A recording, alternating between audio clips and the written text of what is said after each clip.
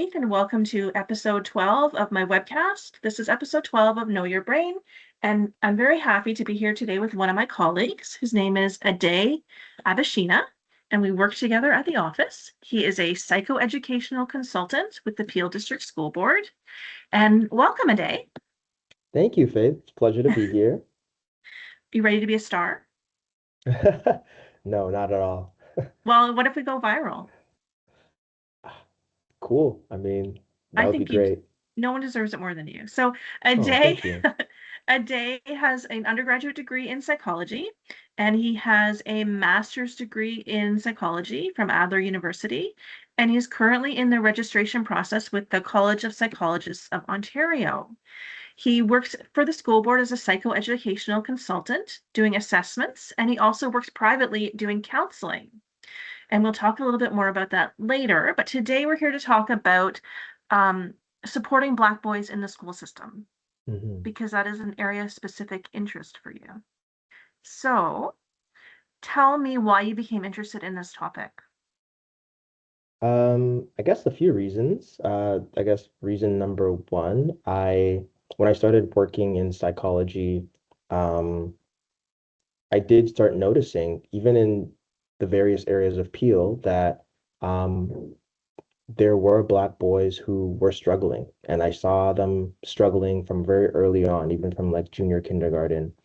Um, and I found that the Black boys that we were able to support earlier on seemed to at least feel and seem more prepared for later on, and versus, the Black boys that we kind of started supporting more seriously like later on in their academic career. They tended to struggle a lot more, and I guess we'll talk more about that. So it's just something that I saw in my practice. Mm-hmm. I was also a Black boy and may end up having Black boys, so I think this topic is also very personal to me. So I guess those are the two main reasons. Okay. Yeah. And I know one of the main goals of the school system is equity. So equity is defined as giving certain people more hmm supports so that they can have equal outcomes to other people, or at least hmm their best possible outcome, right? So one of the groups that the school board is focusing on, and you are focusing on in your work, is how can we give more supports to Black boys? hmm Um, One thing that has recently come up is W5 put out a documentary called Missing Black Boys, and I will put it in my posts. If people want to watch it, it's about 40 minutes, and I will put a link to it as well in the description. So this documentary, Missing Black Boys, it came out almost a year ago. It's not quite a year old. Um, can you describe the documentary to people and tell people about it? Absolutely. I'll give kind of a general overview. Essentially, there was and still is this epidemic of Black boys going missing. Some like various ages, usually high school or school-aged Black boys going missing. And so investigations were going on about what was happening to a lot of these Black boys. And what was And just to tell discovered, people, we live in Ontario. We live in right? Brampton, just north of Toronto. So we're Yeah. talking about the GTA, Yes. which has about, what, I guess about 3 million people probably. So yeah, Uh, tell us about the Maybe even epidemic. more. Yeah. And so the epidemic was investigated because they were trying to figure out where these Black boys were going missing to and what was going on with them, and parents weren't able to contact them, all of these things.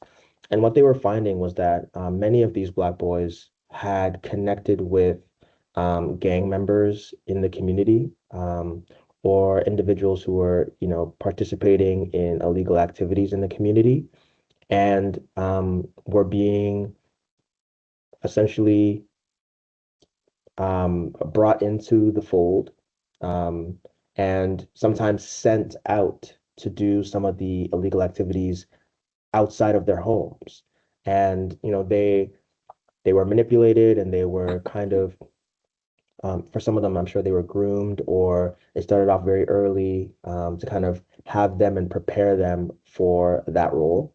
Yeah. And of course, the Black boys felt maybe a sense of community or protection, or what have you, with whichever person or community member that they were involved with. And so they were being used essentially, um, and manipulated and sent out. And then throughout that process, of course, there was probably various types of abuse, whether mental, physical, sometimes sexual, to these Black boys, while they were, um, involved with those members. And parents were now finding their kids who maybe they had lived in Brampton and they were finding that their kid was in Peterborough or Thunder Bay or something like that, um, doing illegal activities or participating in illegal activities, for some of these community members. And so, the documentary was trying to figure out how that and why that was happening and why it was happening to so many Black boys, in the GTA, Yeah. and what we can do to prevent it because, it's a very serious, um, waste of potential, to be honest, Yeah. for so many of these Yeah. boys. So Yeah. yeah, What the documentary, I was very saddened by the age of the boys. Like yeah, these boys, some of them, I don't, maybe even are under 12. Like they're 12, 13, 14 years old. yeah, And they're being, you said, solicited and groomed by these gangs right where we live. Like so yeah, much of it was just, they were showing, schools that we are very familiar with and neighborhoods that we're very familiar with.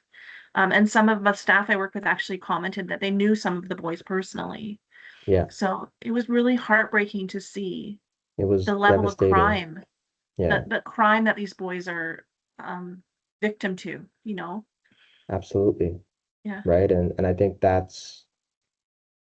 it was heartbreaking to watch, and especially because some of these boys they do go missing and then eventually are killed or die. And so that's part of the reasons why it's hard to find them and reach them because, they're no longer with us. And so like Yeah. trying to, as heartbreaking as that documentary is, seeing that, I think for a lot of us, including me, I think it made us think of, okay, we have to do something about this. Like this, A couple we months can ago, definitely, I saw a post that one of the boys, his body had been found, I think in Saskatchewan or something. Like, yeah, so he'd been sent out there to be a drug dealer. I don't know what ensued, but he ended up being killed. being murdered. And so Yeah, very young man. I'm always shocked when I see the ages, yeah, 17, 15, 16, 12. 16. Like that's what always breaks my heart. Yeah, You it's know, it's devastating, and especially for the parents, I can't even imagine, right? Or yeah, seeing the news headlines, missing, like not knowing where your kid is, right? Or what they're doing. So yeah. yeah, it's really I mean, sad. I think we need to call it trafficking. Yes, that's what it is. Right? Like usually when we talk about trafficking, we talk about sex trafficking, and there's a lot of that. I don't know if people know that. There's a lot of that, girls and boys. But this is a Yes. different kind of trafficking. It's a trafficking Yeah. for labor, Yeah. because they Absolutely. want them to sell drugs. And it's a very control heavy way of trafficking the boys because often what they do is the reason that they send them out is so they have control over the boys, right? If you are in a neighborhood that you're familiar with, you can get help. You can, right, reach out to family members or friends. If Or you're your in dad will Saskatchewan, come and find you, right? or your Yeah. dad can find you, right? But if you're in Saskatchewan, right, which community member, who do you have around you that you can reach out to if you actually feel like, okay, I need to get out of this? Nobody, right? So then you have to rely on the trafficker to help you. And that's exactly what they want, right? They want you to rely on them solely, maybe, and this is what they do with labor trafficking for like immigrants or people who are undocumented, is they would take any access that they had to travel anywhere or passports or any like IDs or documentation. So you'd need to, there's no other way for anyone to know who you are or to help you. And so I'm sure they were doing the same thing for a lot of these boys. Um, so trafficking is definitely, an accurate description. And you mentioned that some of the boys do end up getting killed, but Yes. I think even more commonly they end up going to jail. Yeah, that's And so true. now they have a criminal record and they have to somehow try to recover from that and all the time they lost in education. Absolutely. So you can imagine a 13, 14-year-old boy, right? Mhm. Getting caught like with like possessing drugs or getting caught, um, for any number of crimes relating to drug dealing or any kind of illegal activity, now going to jail, right? Or going to juvie. Yeah, like for however long their sentences, and typically like black boys, black men are more likely to get harsher sentences for the same Yeah. crimes as other minorities, so or other races, especially non-black people. So the likelihood of them being able to get out by the time they're 18 is probably low or slim, and so their whole kind of middle school, high school education, um, they they have a very different, I mean, maybe they have some access to education depending on the prison that they're in, but it's not going to be a typical school environment and a typical school No. education at all. And so they've missed out on that. And I think part of it is because they're black, but part of it is because they're boys. Like if this was happening to girls, they would Mm, automatically see it as them as the victim, which they are, and that they're being trafficked.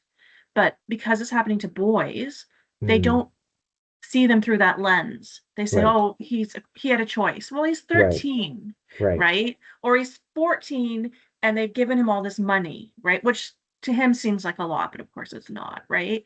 So they're Yeah. because they're boys and also I guess because they're black, they're seen as somehow they're the evil when really it's the Mm, gang, right? right, Who's who's just been done the most malevolent, self-interested right. money hungry thing, right? And this poor child, 12 years old, 14 years old, has been Yes, manipulated in the worst way. And then they're called the criminal, right. right? They're, they're And they have a and they criminal need to look at the record. real criminal. The real criminal is the adult who's done that to them. Correct. I think this is something that we have to shift because, and I think we have been shifting it little by little, but whenever a child does something, we Mhm. have to realize that a lot of that time, yes, there are children who make decisions, but a lot of kids don't have the information to make informed decisions and often are coerced, especially these boys at this age, are coerced to making bad decisions. Yeah, They're being told lies about the money that they'll be getting. Maybe yeah, for some of them, the girls they'll be getting, the lifestyle they'll be able to live, right? It's a completely different decision when you're being told something like that and you're being asked to help out here and there versus yeah, like being informed, being given a properly informed decision, which a lot of these games aren't going to give them because it's not inside their self-interest. Um, and so I agree. I think it's not their fault. They are a victim of like being abused, right? In a variety of yeah, different ways and being misled, mistreated. Um, and essentially the lives of these boys are being stolen by these gangs because they go into prison, glad they're alive, but they're now in prison. They leave prison, right? There's a criminal record there. The likelihood of them getting a job is harder, though sometimes, I mean, it depends on what can be sealed or not. Maybe they have no access to what was done. But but for a lot of these kids, yeah, they're now coming into an environment where like who knows, 5, 6, 7, 8 years down the road, they might like it's going to be much harder for them to navigate the world with less education, and with the lack of like experience that they have in the world, now trying to go in the world and trying to make sense of it and reacclimate is very difficult. And yeah. often they end up going back to what they know and they reoffend, right? And so we Okay. see this cycle continue.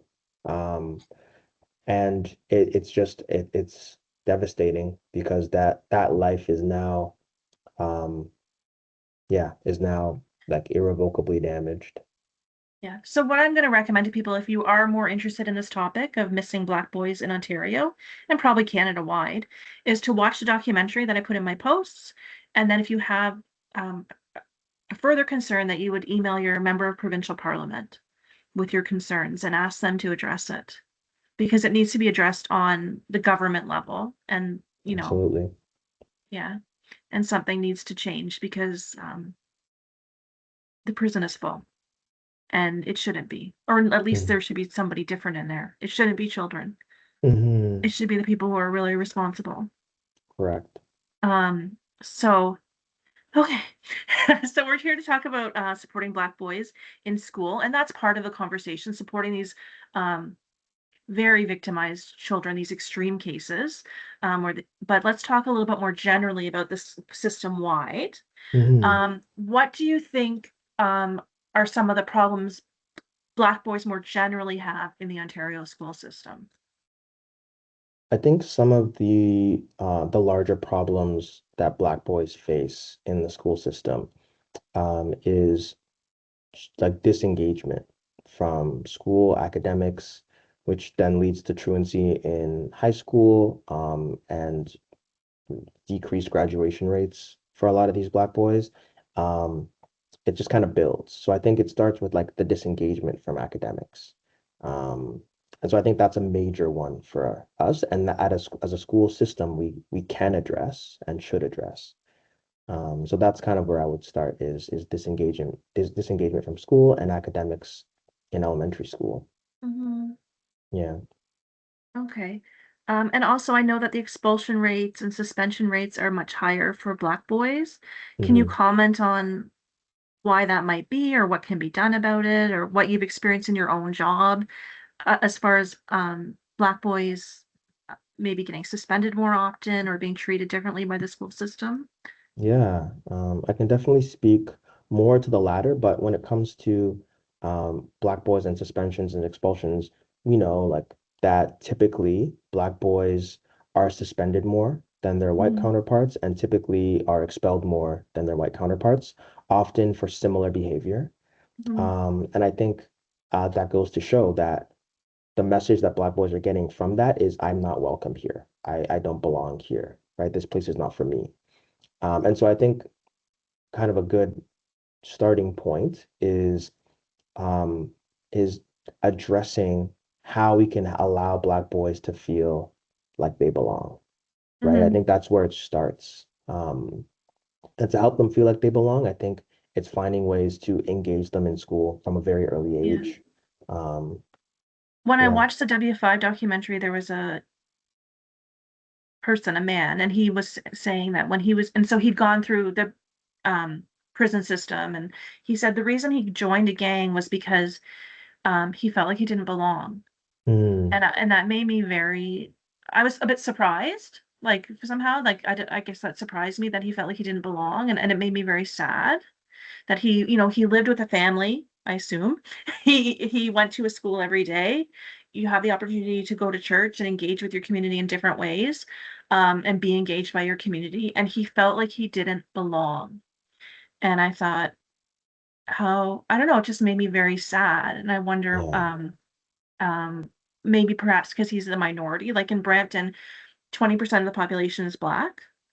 And depending what school he went to, perhaps he was one of the few Black children. Like often I'll go Hmm. to a school and maybe um, there's very few Black children and there's a lot, and maybe it's 80% South Asian. So Hmm. maybe it's because there's just statistical minority in the school. That's why they feel like they don't belong. Or maybe it's something about the curriculum. Like it's Hmm. not culturally responsive and they don't talk enough about Black scientists and Black scholars and successful Black people. I'm not sure. Um, Yeah. the school board is trying to become more culturally responsive.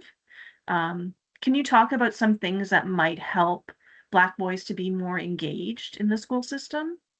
Yeah, absolutely.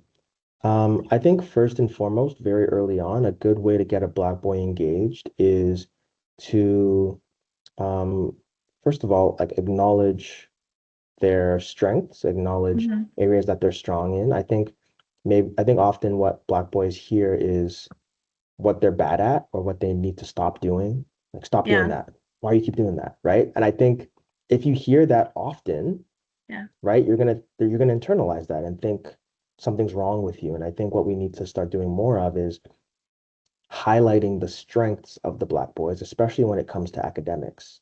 Hmm. Highlighting, oh, you seem really interested in this topic, right? Maybe you should learn Yeah. more about it, right? Like highlighting their interests, highlighting their strengths, letting them know that they have both of those things um, very early on. And I think that'll help, especially when you highlight their interest, that might actually help them when it comes to how they view learning. Because now learning can be interesting and can be fun. It's not always boring or difficult or hard or um, any other adjective to describe learning that's negative.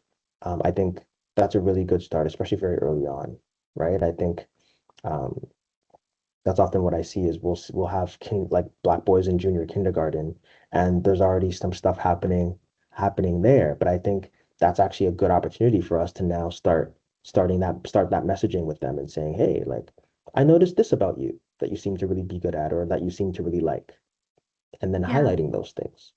And I hear Yeah, you talking a lot about early intervention, like, absolutely. um, and you mentioned kindergarten. So yeah, Hmm. kindergarten, right? Like, um, starting an intervention in grade 8. I mean, better late than never, I guess, but is that too late, maybe? I think it's too late, personally. Like you said, it is better to at least have an intervention in place, but unfortunately, at that point, it's really tough to kind of because they've already internalized so much, like so many negative things about themselves, and it would have been better to kind of be able to turn that around early so then they can start And I think viewing the teachers themselves. know, like the teachers know Yeah, by grade 2. I mean, really, and really yeah. before that, right? They Before know that, I by think grade they 2 even know. who is needing extra help. I mean, in the school system, we talk about tier 1, tier 2, tier 3, right? Yeah, And tier 1 is your average typical kid. Tier 2 is a kid who needs some moderate level of support, and tier 3 is the kids who need this extreme, extreme level of support. yes, So, so yeah, I mean, yeah. And yeah. I think that's also a tough part is because if we want to do earlier intervention, that means we're doing often tier one and tier two interventions earlier, mhm. and then sometimes also doing tier three. But we also need support in having individuals who can do tier three interventions as well, Mhm. and able to do it frequently. So that's a small other barrier. What advice would you give to parents? Because I hope some parents watch this video.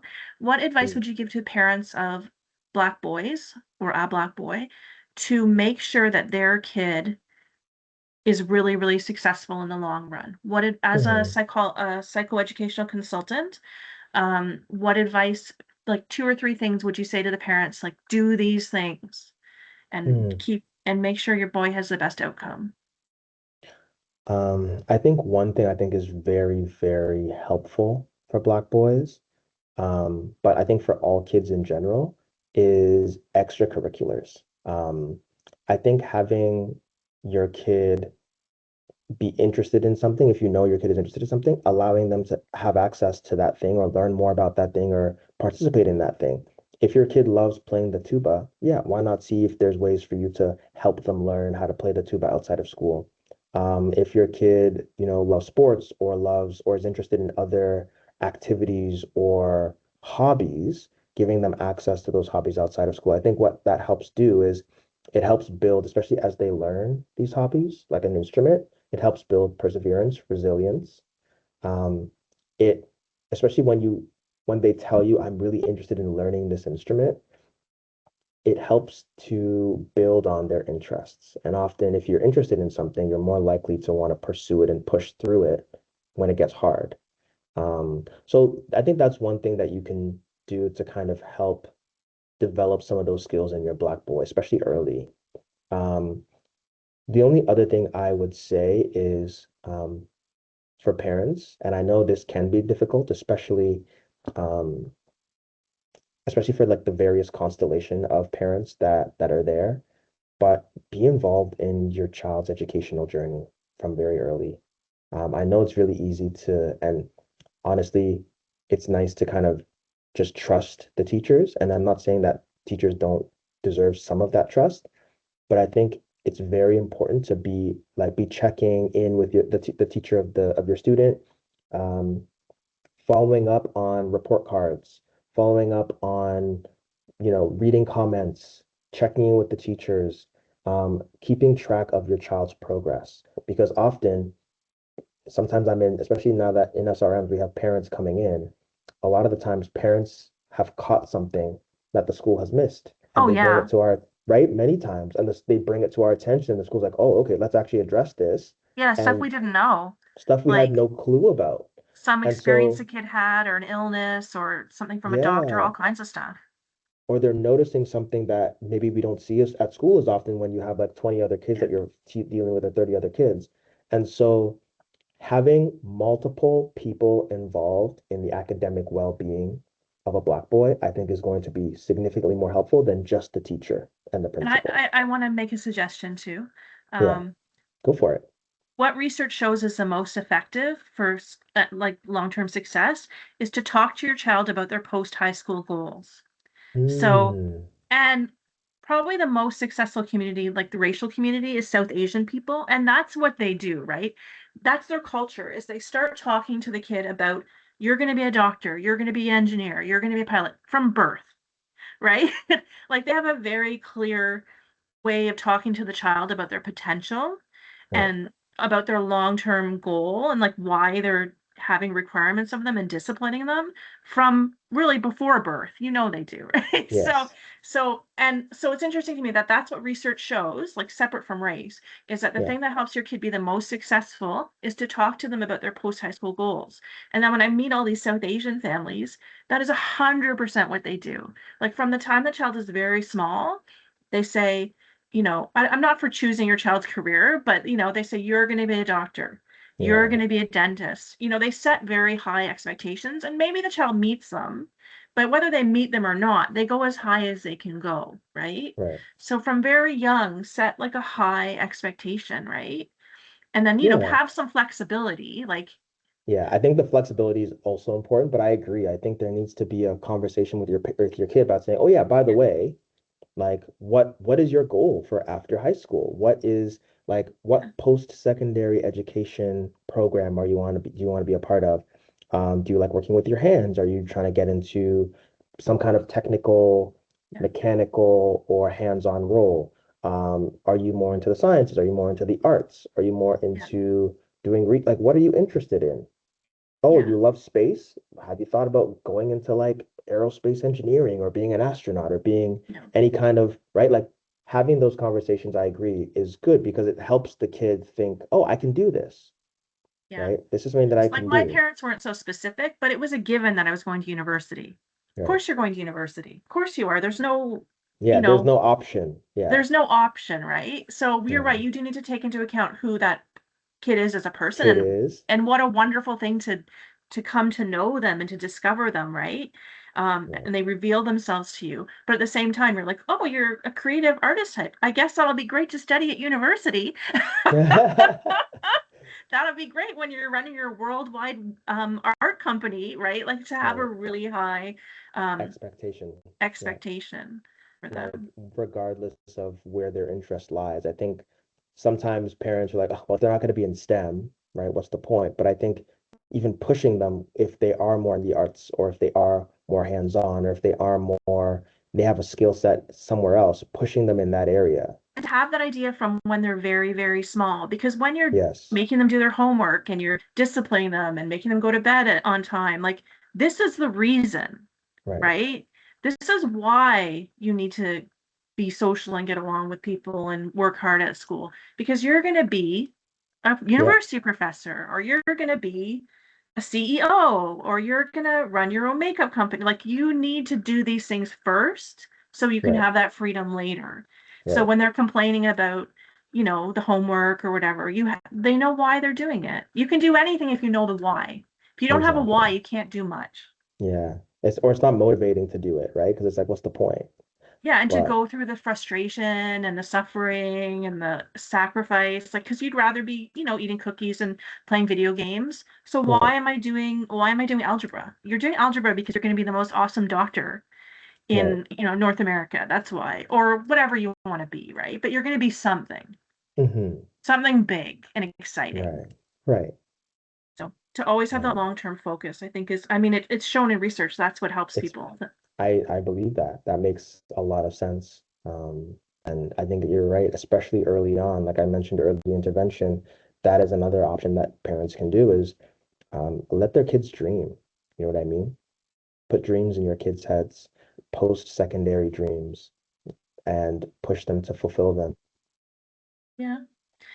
Okay, so I wanted to also talk about, I was talking to Valerie, and she works with a lot of these kids who've been expelled, and Hmm. she said 70 I maybe was a little shocked by this number. She said 75% of the kids who have all these expulsion and suspension issues and violence issues, truancy issues, have also a comorbid learning disorder of some kind. Hmm. So they have dyslexia would be a common one. They have a real reading problem. Maybe they have a language problem. Um, I don't think she was really talking about mental health. I think she was talking about learning problems. So can you talk a little bit about how those things can overlap, like having learning problems and then also being a Black boy and like what we can do to help those kids? Because they're the ones who are getting expelled. That's correct. Yeah. Suspended, expelled, all of these kinds of things. I think it, I think this kind of goes back to early intervention once again, because often, and Valerie just confirmed it with statistics, but this is what I've been seeing as well, the Black kids or the Black boys who we don't address the underlying learning needs from early on, Hmm. those learning needs, when they don't get addressed, they manifest into behavioral needs, right? And frustration and anger. And then eventually, potentially, the kids start getting more physical or, the behavior that we typically see. When in reality, if we had addressed the learning needs from the beginning, and we're like, oh, you have a learning disability, you actually learn this way. So these are the areas that you need to support, and these are the areas that are strengths for you. Highlight those strengths and use those strengths to support you. Here are the things that can help you. If we did that early on for a lot of these Black students, their trajectory, we just need to change the trajectory 1 or 2 degrees from when they're a kid. And that Hmm. trajectory will be completely different when they become a teenager and adult. And a lot of it stems from learning, like not addressing the learning needs and then only seeing the behavior on top of it, Hmm. um, when it manifests later on. So often, a kid who has challenges with behavior has like a learning disability and ADHD, really, Hmm. that hasn't been addressed. And those things lead to frustration, disengagement, and anger, which you understand because they don't understand why school is so hard for them and why they're making some of these mistakes or they're being impulsive sometimes or these kinds of things. And so having somebody be able to say, hey, like this is the why, this is the reason, I also feel like right? there needs to be change in the design of the school and the curriculum, which is huge, right? Yeah, Because school was designed, I would say for the average person, right? So like, yeah. Like which one size okay, fits all. that's a way to go. But like if you're gonna, that's what they did. But like if you're a person who isn't academically or isn't intellectually average, how does the school then serve you? And this is a problem the schools have been having since they opened, right? And they didn't, and they used to just not serve them, right? Right. They would just, if you Yeah. were very intellectually low, you couldn't come to school. You weren't eligible for education until the mid 70s. And some of the psychologists I know were working with those kids when they weren't allowed to come to school in the 70s. And then in the mid 70s, they were allowed to come to school in Canada. So Hmm. the school system isn't designed for kids with intellectual differences, Hmm. right? So I think that really we need to look at what do we value as a society? Is it reading and writing are important, right? Is it reading and writing and academic excellence? Those are important things. But for this very large portion of the population who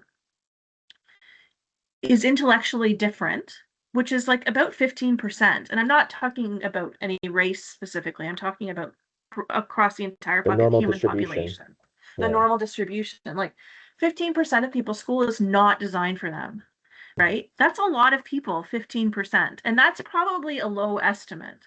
Mm-hmm. So, how can we change the design of the school and the curriculum so those 15% can fully participate? I mean, there'd have to be much more like curriculum around things that they could participate in more, right? Like caregiving, Hmm. which would be such a wonderful thing to have, Hmm. caregiving of animals and caregiving of the environment, because I think they could fully participate in those things. So anyways, it's just the thought the school system wasn't designed for um, a large portion of people and not based on race, but just based on like a number of Yeah. things. Right. So, but in particular in Canada and Ontario in our school system, we're very concerned about what's happening with Black boys. Um, so I also want to talk about technology for a second? Because I know Okay. you did your thesis. Your Mhm. master's degree came with a thesis project. So people who don't know what a thesis is, it's a large research project, and you did a research review, and you write a big report, and then you go to a committee, and they say you failed or you passed. You passed, obviously. Yeah. So you wrote your thesis on the relationship between ADHD and technology. So I don't want to really get into the details of it, but technology is a huge issue. There's so much new technology in the last 10, 15, 20 years. What, please talk about the impact of technology on education and mental health, and then we'll talk about recommendations after. But talk about technology, please. Yeah, absolutely. I know both you and I have read this book, but The Anxious Generation by Jonathan Mhm. Haidt. He makes it very clear that there's a clear connection between the onset of smartphones in the early 2010s and mental health um, needs for adolescents specifically. And so what we're noticing is that high technology use, especially smartphone use, and if we want to be more specific, social media and video game use, has kind of led to an epidemic of mental health for like All brains that young are not people. fully, yeah, brains that are not fully developed. So that's anyone from like as young as like 9 all the way to maybe 16, 17. And especially when we start them off very young, because that's what we do. Kids are being rowdy, we give them the screen and say shush. And I get it as a parent, not being a parent myself, but understanding from parents' perspectives, it's it it's a very effective tool, right, at keeping kids occupied, but it Huge has temptation. but it has its drawbacks, right, long term, especially when it comes to the mental health of your child. So I think the challenge with technology is um, no restrictions, no limitations. Um, there's no kind of, I guess, plan about how the technology is going to be used for how long and for who, right? Like the technology is kind of just freely given, right? A lot of these social media sites, we have 9-year-olds, 10-year-olds on Instagram, when Instagram itself says you have to be 13 to even make an account, right? And obviously, there's a lot of conversations we can have about the actual social media companies and them having more stricter guidelines. But I think as adults and parents, right, as well, being aware of, and especially when your child is like under 16, but even when they're 16 or 17, just being aware of um, what social media sites they're on, um, Mhm. and limiting access to those sites until their brains are a little bit more developed, right? Because they have significant impacts on mental health, significant impacts on attention, significant impacts on emotional well-being. Um, and so, yeah, similar to kind of what my thesis talked about, but it was more looking at um, the impacts of technology when it came to like ADHD symptoms, but overall, technology has an impact on so many areas when it comes to mental health, and emotional well-being. So, yeah, I think it's a big issue. And it's also worth mentioning what kids miss when they're on social media. Like they're missing riding bikes, being Yeah, outside, playing with their friends, developing those social skills, yeah, and so many amazing things that they could be doing, right? And they're not because they're playing video games, which I'm not against the video games, but like limits, right? I yeah, mean, what kind of guidelines would you, I mean, every kid's different, sort of. right. What kind of guidelines, they're not all that different. What kind of guidelines would you give to parents around how much technology is okay to have? Great question. I'm going to completely steal this from Jonathan Haidt's book. He actually has like age-related guidelines for the kind of technology uses that you're supposed to have in his book, The Anxious Generation. And he kind of starts off by saying that there should be no technology usage for kids. I believe it was before 9 and Oh, the or something along those lines as far as access. And he said that the only usage that kids should have um, like at that age is like only educational and only very small periods of time. And then he makes it very clear that there should be no social media accounts for kids until they're 16. You can even do it later if you want, but he says 16 minimum. He says Yeah. no smartphones till they're at least in high school. Yeah.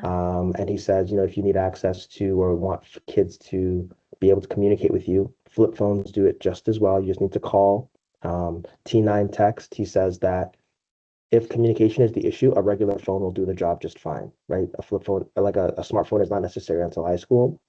Um, and so he has a very specific, very tailored, very clear guidelines depending on the age of your child. So on one side, he says limit smartphone usage and access to social media.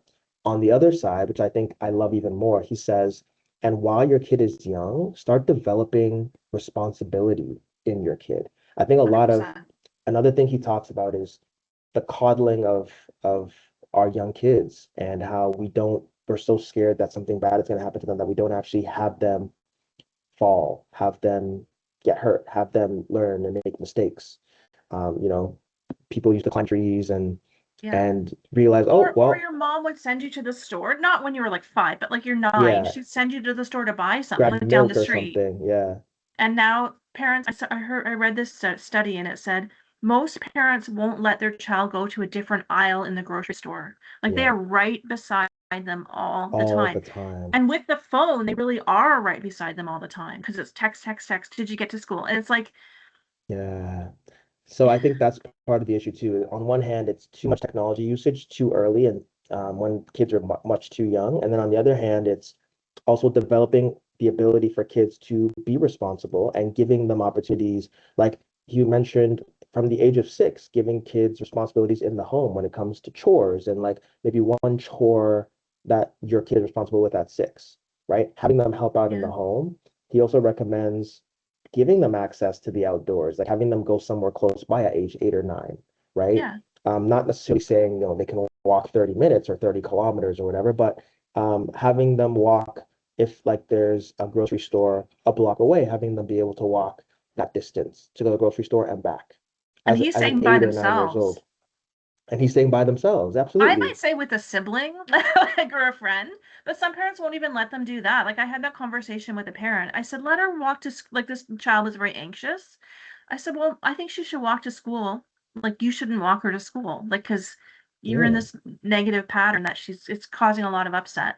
And they Yeah. said we can't possibly let her walk to school by herself. And I said, okay, let her walk with a friend. Like I get that. And they're like, oh no, Yeah. no, no, we can't let her walk with a friend. And I'm like, That's part of the problem is are even you if going to be you doing that still when she's 13? That's what I'm saying. Like, 15, like eventually you're going to have to release the reins. And I think the earlier you release it, the more your kids get comfortable with it and start learning what to do and what not to do. Like, would you rather, like, I think it's important to have kids because we have parents also complaining, oh, my kid, they don't have the initiative. They're not yeah, responsible. it takes away their initiative Yeah, they're still at home. And it's like, well, if you developed these responsible yeah, skills in them early, then you wouldn't need to be like, oh, like when they're 30, trying to figure out who they want to be, what they want to do. It would be a completely different because you situation and kept them like scenario this. I was because you talking to one kept of them our beside colleagues. you. They don't have the skills, right? I was talking to one of our colleagues who does counseling with kids, and I said, "What do you usually see them for?" She says, "Anxiety." And I said, why are they so anxious? Right. And she said, like, there's a percent in the population that has an anxious personality, but that's not what's going on in the psychology world. The anxiety is through the roof. And the Yeah, psychologists are saying all these kids with anxiety who can't cope with very small things. And I said, why are these kids anxious? She said, she thought about it. She said, and this is before we had Dr. Haid's book. She said, because they're overprotected. Like the mm, parents are bringing her to me now because she's anxious and having all kinds of problems, but they watch over her like this and they yeah, let her do nothing because they yeah. think they're helping her. But you're not helping them, right? No, Like you're you're actually helping making things yourself. I'm worse. sorry to say this, but I think you're helping yourself, Mm. right? Like I'm sure like your anxiety is now lower because you know where they are every second. But But is what are that you about teaching them, right? yeah. You're right. It's about you. It's not about them. And you're teaching them that the world is dangerous and scary. Obviously, to some degree, there are dangers, there are Yeah. fears in the world, but not And scary wonderful and enough. exciting. It's But there's both. also a lot of great things that you can have your kid learn Yeah. about the world. But Yeah. if you're making them think that if they step outside, where are you going? Like, tell me where you're going at all. Like they're now thinking, oh my God, I can't even leave the house. Something Yeah, crazy must be happening out there yeah. that I shouldn't be even partaking in. And so if you give a kid that mindset very early on and it's continuous, of course they're going to start being anxious because they're going to be like, oh shoot, like should I even be here? Oh shoot, I'm 2 kilometers away from home. Like that's kind of far. Like those kinds of things are going to start happening. Versus if you say, yeah, it's completely fine to be outside of the house. Just make sure you let us know when you arrive, when you come back, but we trust you, right? Or okay, go with your friend. We're expecting you back around this time. If any delays happen, just let us know. Stuff like that, where it's like there's still parenting involved.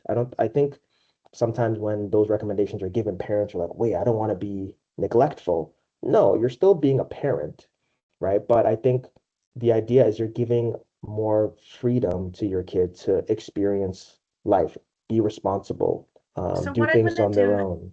is I'm gonna put Dr. Haight's website in the Cool. description. So if people want to learn more about his recommendations for technology, they can go to his website. Highly So the next, recommend. I guess kind of the last thing I want to talk about is you do some private practice. Mhm. Um, what type of clients do you generally see in your private practice?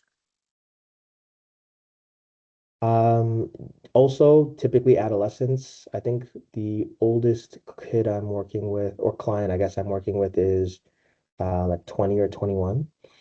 Okay. Um, so So typically that's the age adolescents and group. young adults. Adolescents and I guess young adults, yeah, that's typically the age group I work with, but mainly adolescents. And we work on a variety of different things. I have some kids who I'm seeing for like support with ADHD, some kids who are on the spectrum who are got a recent diagnosis and trying to help them kind of navigate that new chapter.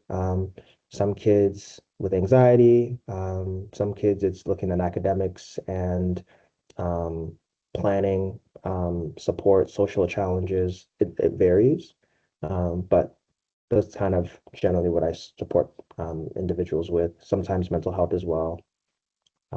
So yeah, Okay. So what I'm going to do is I'm going to put the name of your clinic in the description as well. He works at the sure. Julia Ryan Psychology Clinic.